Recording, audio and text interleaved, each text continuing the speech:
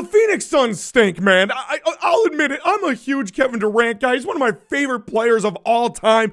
I wanted him to win in Phoenix. I wanted him to shut all these people up and be like, oh, you can't win without Steph. No, man, I wanted him to do it, but God damn, they stink. The Suns played the Lakers last night. They didn't have LeBron James, and yet they had no problem taking care of Phoenix. I mean, KD didn't have a great game. Devin Booker didn't have a great game. Bradley Beal only played 15 minutes. And if you watch the game, then you would know that early on, their defense was just weird. It was just non-existent. Miscommunications, misreads, I mean, you name it. It's just, this team is a mess. And you can just tell that something isn't right with this team.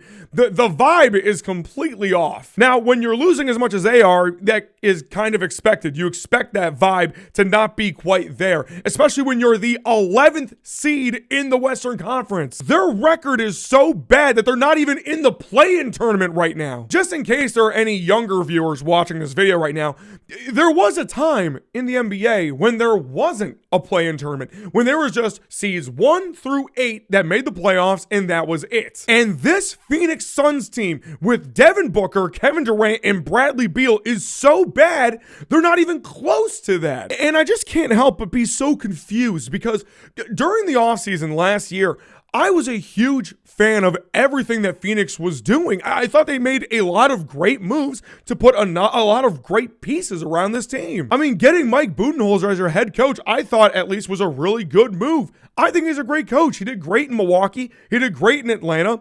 He's good. And on paper, Phoenix should have been a very good team this year, but it's become so clear to how much this team is missing in terms of depth, size, defensive prowess. When the Suns got Tyus Jones, I thought, okay, there you go. They've got a point guard now because he was good in Washington. He was leading the league with a 7.3 assist to turnover ratio, which is awesome. He was a floor general. He was a floor leader to help facilitate the offense, or at least I thought he was supposed to be. But now he's been benched. It's like that move was for nothing. And then, of course, we have to talk about the big three. I'll start with Bradley Beal because that's the easiest. Look, even when Beal has a good game, they still end up losing. But that doesn't change the fact that Bradley Beal has not been good in Phoenix at all. He's either been unavailable or very inconsistent. But as far as I can tell, the dude is fine because, hey, he's getting his money and he's got his no trade clause. And then we got Devin Booker, who, listen, man, he's still one of the best shooting guards in the NBA. Everyone knows that. But man, he has not had a great year either. Or at least I should say he's not having as good of a year as we're typically known. I mean, he's still averaging 25 points per game. He's still doing what he does. And the same thing can be said about Kevin Durant, who even at his age is still putting up around 27 points per game. But it's like I said earlier, the vibe with this team is completely off, especially when it became public knowledge that the Phoenix Suns were shopping Kevin Durant at the trade deadline. The team wasn't expecting it. Kevin Durant wasn't expecting it.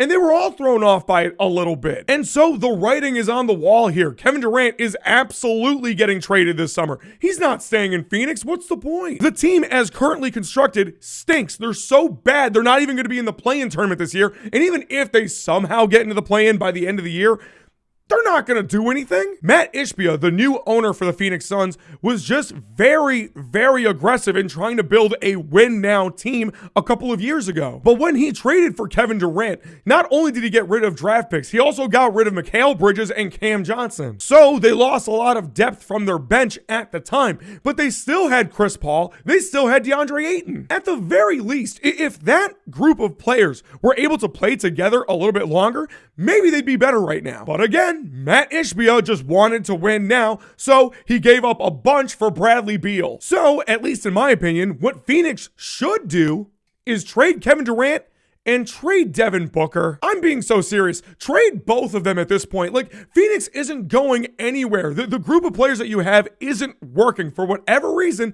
it's just not meshing on the court. And because you gave up so much of your draft capital, you basically gave up and mortgaged your entire future, why not just get it back by trading both of them? Kevin Durant will still get you quite a few draft picks, and Devin Booker definitely will. I really do feel bad for the Phoenix Suns fans because they were in the finals not that long ago. They were there. They just needed a little bit more.